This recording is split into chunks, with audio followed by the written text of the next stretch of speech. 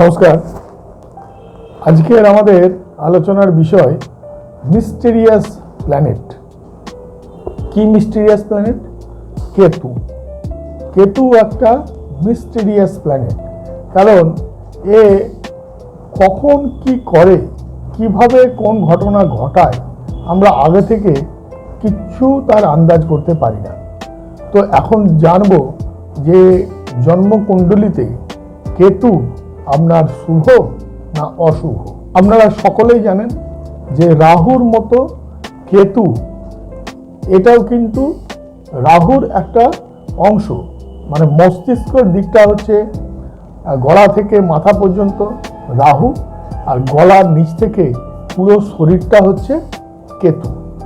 Rahu desire, planning, Rahu চিন্তা ভাবনা করে কি করতে হবে, পরিকল্পনা করে। আর কেতু হার্ডওয়ার্ক, কার্য সাধন করে। মানে কেতুর মধ্যেই তো পুরো দেহটা রয়েছে।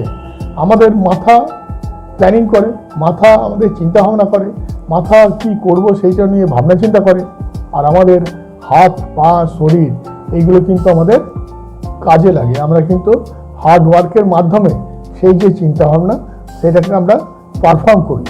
তাই রাহুর মতো কেতু হচ্ছে একটা ছায়া গ্রহ। এর কিন্তু কোনো দৃষ্টি নেই, কারণ কি এর মাথা নেই, চোখ নেই। এখন এই কেতু যে ঘরে বসে সেই ঘরের যে কারকতা সেটাকেই এ অ্যাডপ্ট করে। কেতু যে ঘরে বসে সেই ঘরটাকেই সে আবেশ করে নেয়। কীট পতঙ্গ, আমাদের ব্যাকবোন বা শিরদাঁড়া, পেটের ভিতরে বাসকারী যেসব ব্যাকটেরিয়া, শুভ ব্যাকটেরিয়া যেগুলো আমাদের হজমে সাহায্য করে, সেই ধরনের ব্যাকটেরিয়া, সন্ত, সাধু, কেতু এইসব রিপ্রেজেন্ট করে। কেতু অনেকটা ঠিক ধারালো ছুরির মতো, মঙ্গলের মতো, কারণ এর শরীরকে রিপ্রেজেন্ট করে। যেহেতু গলার নিচের অংশ পুরো শরীর, তাই সে ফিজিক্যাল ওয়ার্ক, হার্ড ওয়ার্ক করে। শারীরিক যে সন্তুষ্টি সেটাও সে উপভোগ করে। মানে কেতু হচ্ছে ইফেক্টের সাথে রিলেটেড। কেতু যেখানে বসে বারবার চেষ্টা করে তবেই সে ফল পাওয়া যায়।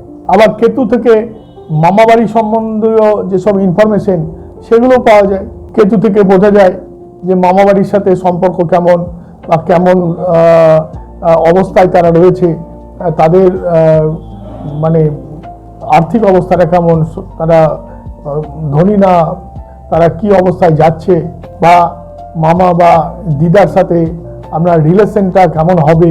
যদি কেতু শক্তিশালী হয় তাহলে এগুলো সব ভালো হয়। আবার এই কেতুর সাথে অন্য যে গ্রহ বসে থাকে তার সাথে এ ছায়ার মতো লেগে থাকে। ধরে নিলাম রবির সাথে কেতু বসে আছে। কালপুরুষীয় ছক অনুসারে রবির ঘর হচ্ছে সিংহ, পঞ্চম ঘর। এই পঞ্চম ঘরের সাথে আমাদের সাধারণত পূর্বজন্মের সম্পর্ক জুড়ে থাকে। সে আবার সন্তানের রূপ ধরেও আসে।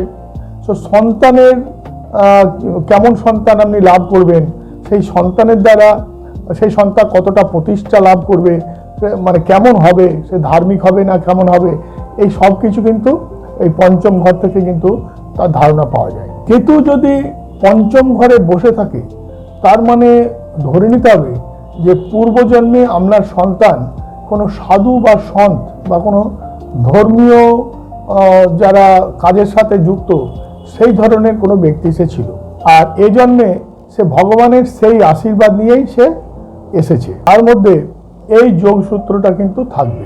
তেমনি সন্তান জন্মলাভের পরে আপনার জীবনেও বিরাট পরিবর্তন আসবে, একটা অন্য ধরনের প্রভাব কাজ করবে, সমাজে বিরাট একটা মানে প্রসিদ্ধি লাভ করবেন। এবার দেখব যে কেতু যদি চন্দ্রের সাথে বসে থাকে, চন্দ্রের রাশি মানে হচ্ছে কর্কট রাশি।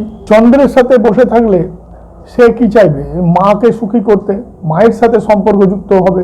যেহেতু কালপুরুষীয় ছক অনুসারে চন্দ্রের ঘর হচ্ছে চতুর্থ ঘর, তাহলে গাড়ি বাড়ি,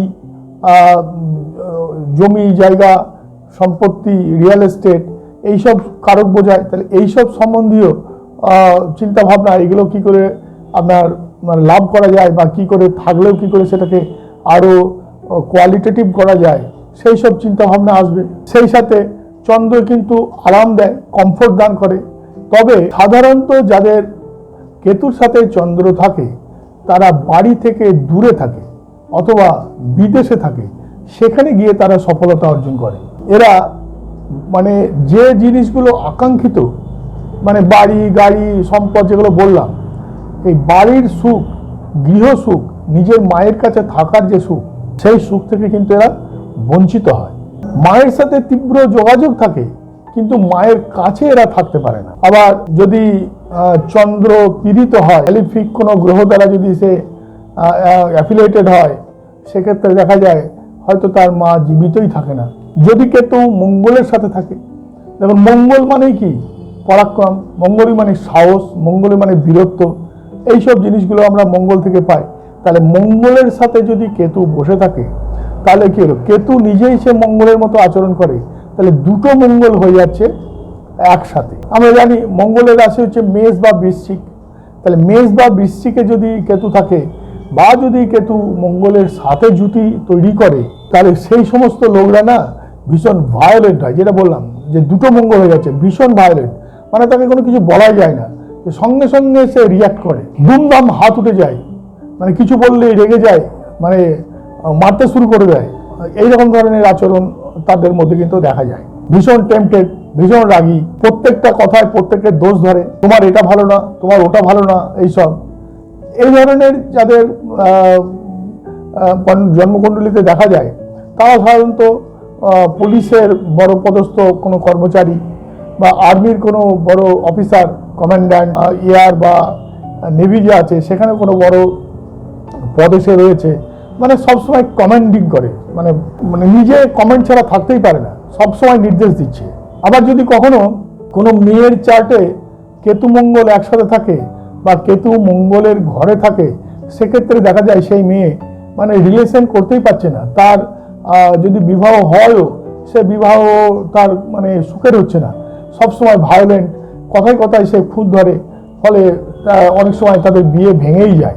বিশেষ করে সেই মঙ্গল যদি পীড়িত হয়, তাহলে বড় ভাই বা স্বামীর সঙ্গে সম্পর্ক ভীষণ খারাপ হয়, জীবনে কখনো মনের মিল হয় না। এবার দেখব যদি কেতুর সাথে বুধ থাকে, বুধ থেকে আমরা নিজের মুখের ভাষা, বাণী, কামনা বাসনা, এইসব ব্যাপারগুলো, বুদ্ধি, এগুলো আমরা এর কারক, এগুলো জানতে পারি। তো যাদের বুধ কেতু একসাথে থাকে, তাদের কথাবার্তার মধ্যে অনেকটা কি হয়, কি মানে কি যে বলতে যাচ্ছে সেটা আগে থেকে বোঝা যায় না। অনেক সময় কথাবার্তা ইনকমপ্লিট থাকে, মানে পুরো কমপ্লিট কথাবার্তা অনেক সময় তারা বলে না। তাদের আরেকটা ব্যাপার আছে, তারা কাজ করতে করতেই সব ভুলে যায়, মানে মনে থাকে না অনেক সময়। আর প্রত্যেক কাজের মধ্যে একটা সন্দেহ বাতিক থাকে, যে আমি যেটা বললাম ঠিক বললাম তো, আমি যেটা করলাম এটা ঠিক বললাম তো, বা অন্য কেউ কিছু বললে পরেও সবসময় যে এই কথাটাতে ওর কোনো বিপদ হবে না তো, এই ধরনের চিন্তা ভাবনা কিন্তু আসে। যদি কেতুর সাথে বৃহস্পতি থাকে, কেতুর সাথে বৃহস্পতি খুব ভালো একটা কম্বিনেশন, তবে বৃহস্পতি পীড়িত হলে সেক্ষেত্রে কিন্তু ভালো ফল দিতে পারে না। বিশেষ করে বৃহস্পতি যদি মকরে থাকে, সেক্ষেত্রে ঠিকমতো ফল পাওয়া যায় না।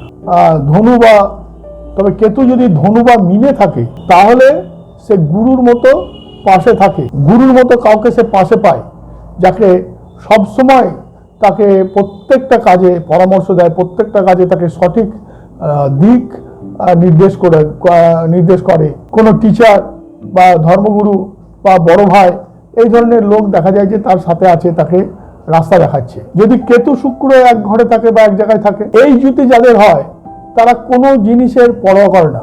তবে সেক্ষেত্রে শুক্র কত ডিগ্রিতে আছে সেটাও দেখা খুব দরকার। মানে যদি কাউকে পছন্দ হলো, তার সাথে থাকতে চায়, তাহলে বাকি অন্যদিকে সে তাকাবে না, সে সঙ্গে সঙ্গে সেটাই, যেটা ও চেয়েছে, যেটা পছন্দ করেছে সেটাই করবে। তবে এদের জীবন খুব সুন্দর হয়, গোছালো হয়, এবং পরস্পরের মধ্যে প্রচন্ড প্রেম ভালোবাসা বা আন্ডারস্ট্যান্ডিং তৈরি হয়। এরা জীবনে আনএক্সপেক্টেড সফলতা এদের জীবনে আসে, বহুমুখী এদের ইনকাম হয়, বিভিন্ন দিক থেকে এরা আয় করে।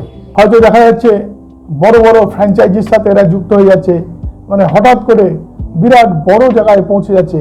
এই ধরনের ঘটনা কিন্তু কেতু শুক্র একসাথে থাকলে কিন্তু ঘটে। শনির সাথে কেতুর জুতি, শনি মানেই তো ডিসিপ্লিন, শনি মানেই তো নিয়মানুবর্তিতা, শনি মানেই পুরনো ধ্যান ধারণা। এরা খুব ধীরে ধীরে আস্তে আস্তে এরা কেরিয়ার তৈরি করে, মানে দুম করে যে ক্যারিয়ারে বিরাট করে সফলতা পাবে সেটা কিন্তু হয় না, সময় লাগে। বিভিন্ন জায়গায় কাজ করতে হবে, মাঝে মাঝে কাজে চেঞ্জ করতে হবে। একটানা কোনো কাজের মধ্যে থেকে এদের সফলতা আসতে কিন্তু দেরি হয়। মানে এদের কি হয়, যে কাজটা করছে সেই কাজ করতে করতে অন্য কাজের মধ্যে যেতে হবে এবং এইভাবে একটা কাজ থেকে আরেকটা কাজে শিফট করতে হবে। তাহলে ধীরে ধীরে ধীরে ধীরে এরা কিন্তু একসময় অনেক উন্নতির জায়গায় এরা পৌঁছাতে পারে। তো এই আমরা আলোচনা করলাম কেতুর সাথে বিভিন্ন গ্রহের জুতি আমাদের কি ফল দেয়। যাদের আমার অনুষ্ঠান ভালো লাগে তারা নিশ্চয়ই আমাকে লাইক করবেন। আর যদি কারো কোনো প্রশ্ন থাকে, কোনো বিষয়ে জানতে চান যে তার কেতু কেমন ফল দেবে, কমেন্টে নিশ্চয়ই জানাবেন, আমি চেষ্টা করব উত্তর দেওয়ার। যারা নতুন অনুষ্ঠান দেখছেন তারা অবশ্যই সাবস্ক্রাইব করবেন, যাতে পরবর্তী ভিডিওগুলো তারা সাথে সাথে পেয়ে যান। সবাই খুব ভালো থাকবেন। নমস্কার।